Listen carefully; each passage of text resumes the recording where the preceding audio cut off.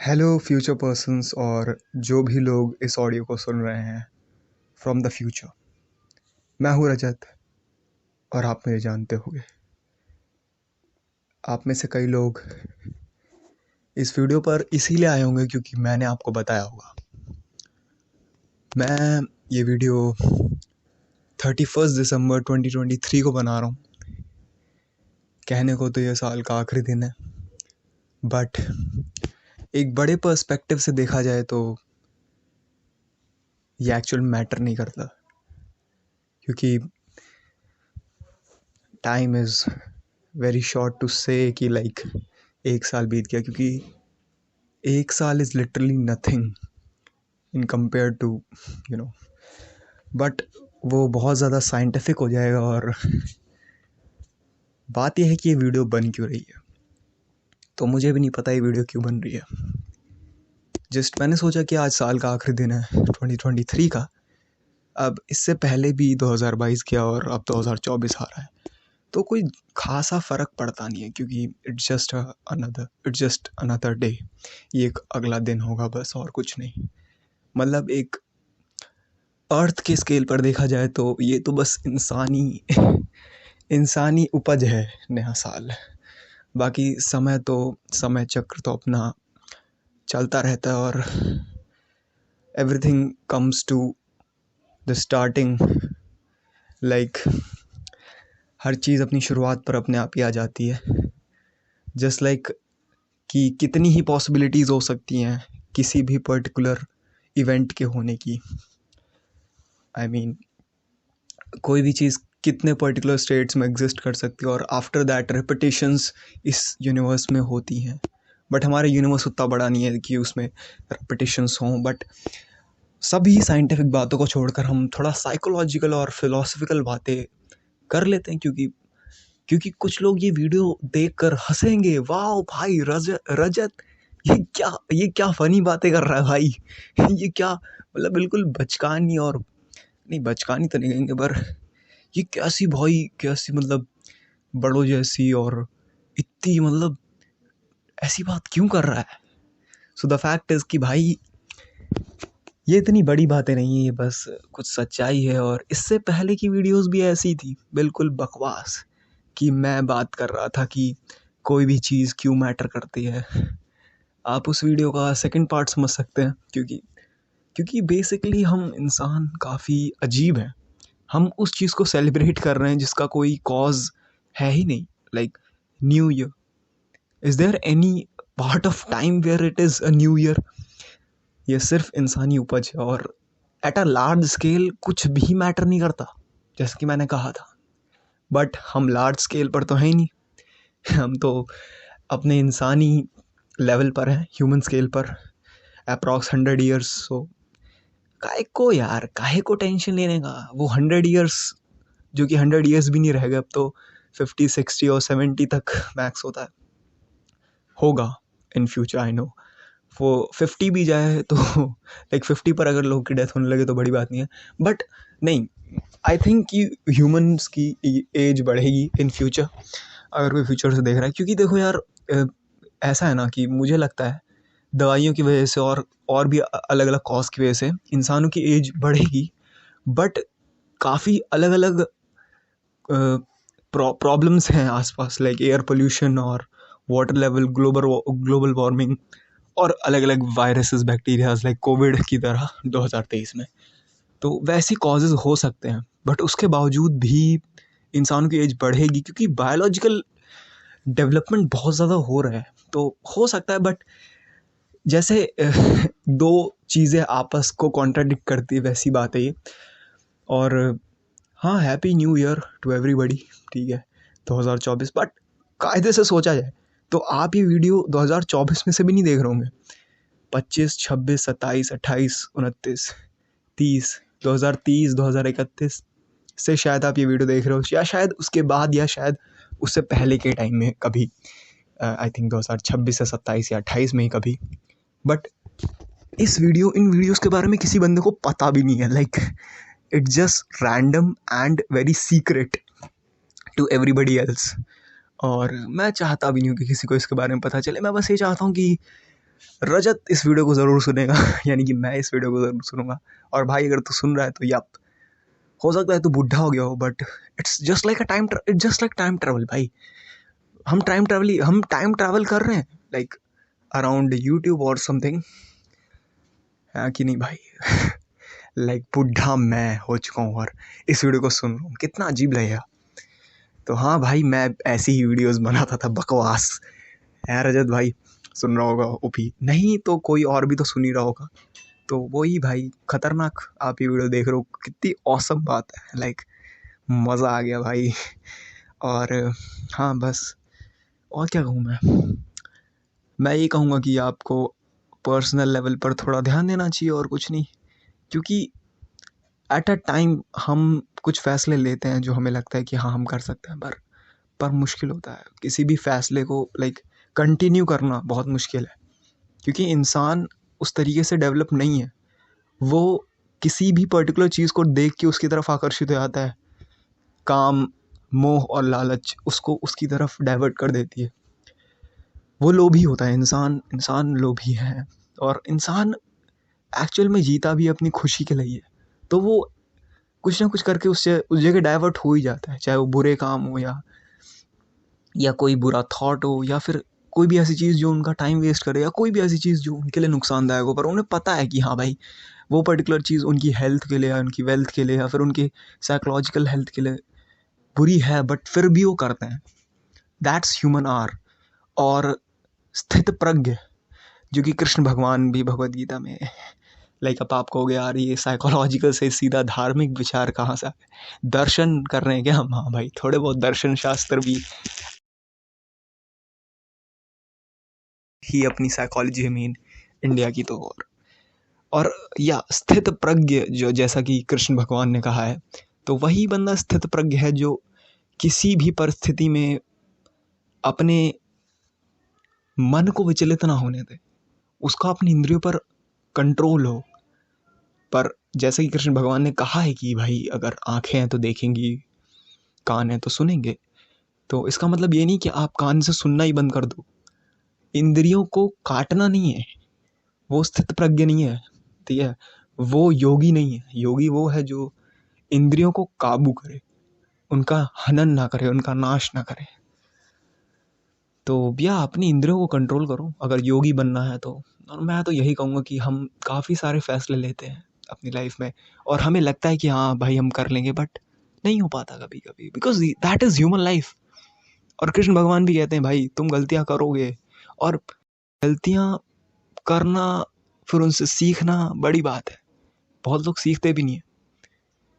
इंसान को तो हमेशा अपना धर्म ही करना चाहिए, हमेशा अपना कर्म करते ही रहना चाहिए।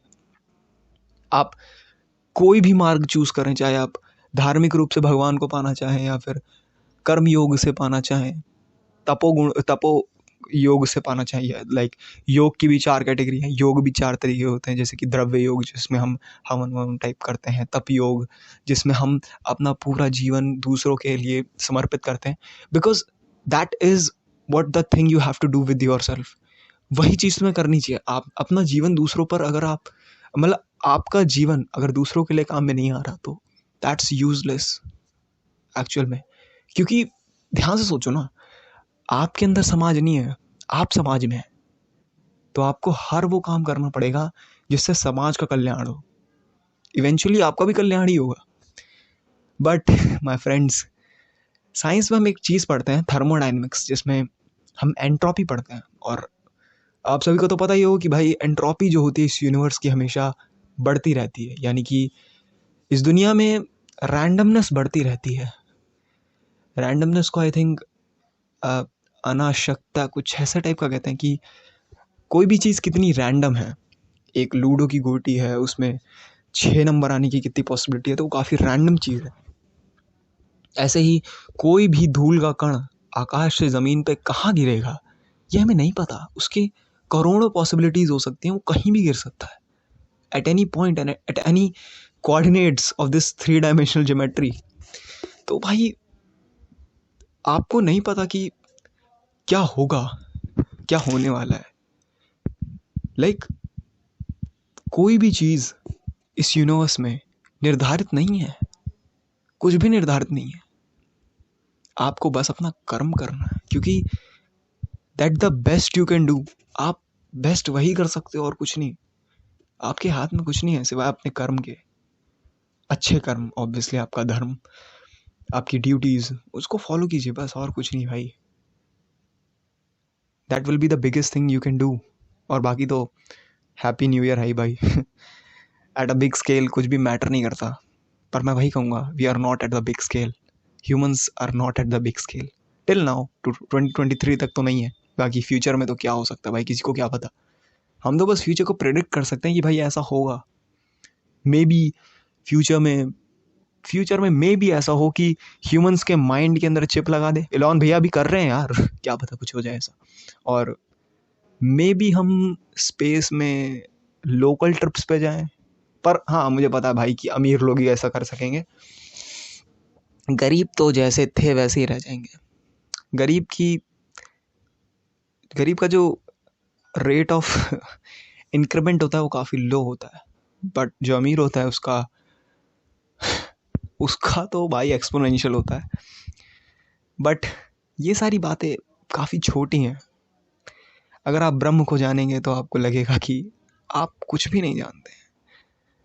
बड़े स्केल पर, यूनिवर्सल स्केल पर क्या मैटर करता है, इसलिए खुश रहो यार। कभी ये मत सोचो कि क्या हो गया, क्या नहीं होगा। क्यों सोचना ये सब फालतू। अगर एक नदी की तरह बहोगे ना भाई, तो अपनी कामनाओं में, अपने भाव में बह जाओगे। आम पुरुष और महिलाएं नदी भाती होते हैं। वो अपनी कामनाओं में बह जाते हैं और उनके पास कोई डायरेक्शन नहीं होती, और जिस डायरेक्शन में बह गए वहीं बहते चले आते हैं।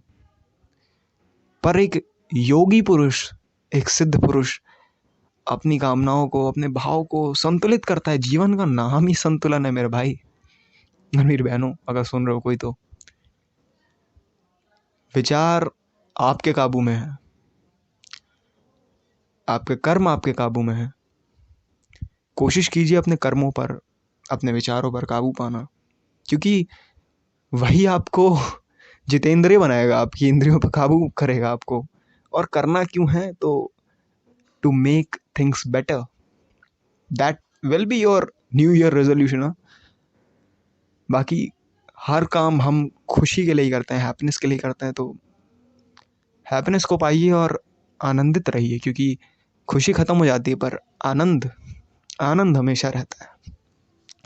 और या मैंने कुछ न्यू ईयर रेजोल्यूशंस निकाले क्या है, मैंने स्कूल में बंदों से पूछे थे, तो या मेरे पास कुछ न्यू ईयर रेजोल्यूशंस भी हैं कुछ लोगों के, तो मैं यहाँ बता सकता हूँ, क्योंकि मुझे पता है इसको कोई नहीं सुनेगा। तो ऑब्वियसली यहाँ पर कहना बिल्कुल सही रहेगा, क्योंकि जब कोई इसको सुननेगा ही नहीं तो उनके न्यू ईयर रेजोल्यूशन बिल्कुल सेफ़ रहेंगे।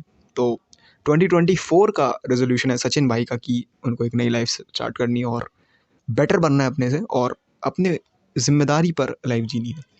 जिज्ञासा दीदी का है कि बेटर वर्जन बनना है अपने आप का और अपने गोल्स की तरफ ओरिएंटेड रहना है।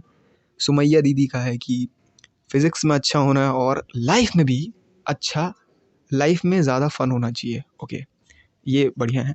जैद और शांतनु भाई का है कि वो अपनी बुरी आदतें छोड़ेंगे। शौर्य भाई का है कि वो इस साल 50 बुक्स पढ़ेंगे, काफ़ी बेहतरीन। चेतन भाई का है कि बुरी आदतें सारी छोड़ेंगे, ऑब्वियसली गोल ओरिएंटेड होना है इनको। प्रथम भाई का काफ़ी यूनिक है, यूनिक नहीं है भाई हम पे तो है ही नो, इनके पास कोई रेजोल्यूशन नहीं है कोई रेजोल्यूशन नहीं है ना, इनको रेजोल्यूशन की ज़रूरत नहीं है। फरदीन भाई का है बुरी आदतें छोड़ना। अंशिका दीदी का भी सेम ही है कि भाई उनको भी कोई रेजोल्यूशन के बारे में नहीं सोचना है। जीशान भाई ने कहा है कि being best at all things that I am already तो यानी कि ये उन चीज़ों में बेस्ट बनना चाहते हैं जिनमें ये पहले से ही बेस्ट हैं। और बाकी लोगों का मैं लिख नहीं पाया हूँ, जिनका नाम है हुमेरा, मीनाक्षी, शमा, दिव्या, प्रगति, अमरीन, सिद्धार्थ, आदित्य, युवराज, देवांश, गीतिका, प्रभजीत, स्लेहा, और भी करोड़ों नाम जो कि इंसानी सभ्यता में हैं। मैं सबका तो नहीं लिख सकता, दैट्स इट, क्योंकि हम इंसान काफ़ी टाइनी और माइन्यूट हैं। हमारा सोचने का नज़रिया और देखने का नज़रिया काफ़ी सीमित है। हम ये बात समझ ही नहीं सकते कभी भी, पर अगर हम ये समझ लें तो खुशी और आनंद का तो कोई सवाल ही नहीं उठता यार। इसीलिए मैं कहता हूँ कि चाहे आपका देखने का नज़रिया या फिर सोचने का नज़रिया कितना भी छोटा हो, आप कहीं पर भी हों, किसी भी हालत में हो, पर आनंद को कभी मत छोड़िए। हर चीज़ में आनंद ढूंढिए, कहीं ना कहीं आपको मिल ही जाएगा भाई।